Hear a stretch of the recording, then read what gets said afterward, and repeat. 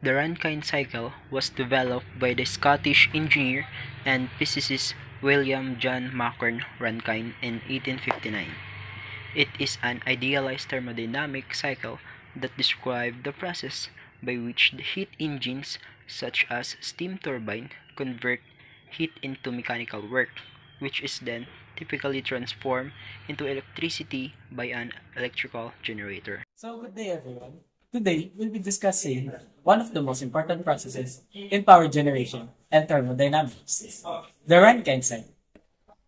This cycle is commonly used in power plants and submarine propulsion systems. It converts heat to mechanical energy using steam. Let's break it down to its four key stages.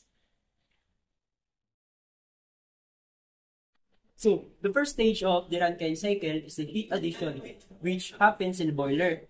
Here, water is heated under high pressure until it becomes a steam.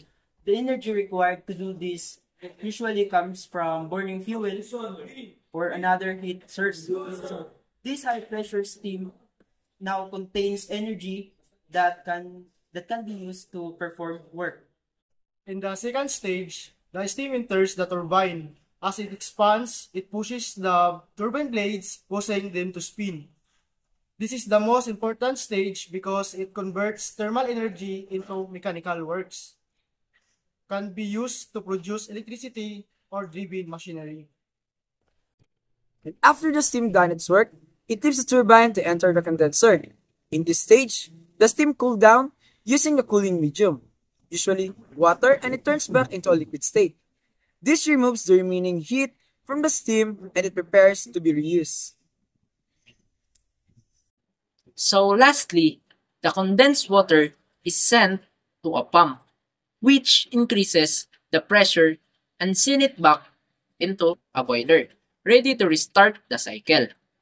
This completes the Rankine cycle, a process that is a practical, efficient, and used around the world for power generation.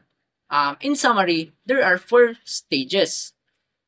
So first is heat addition, expansion, condensation, and pumping. So thank you for listening, and we hope you know how better understanding of the Rankine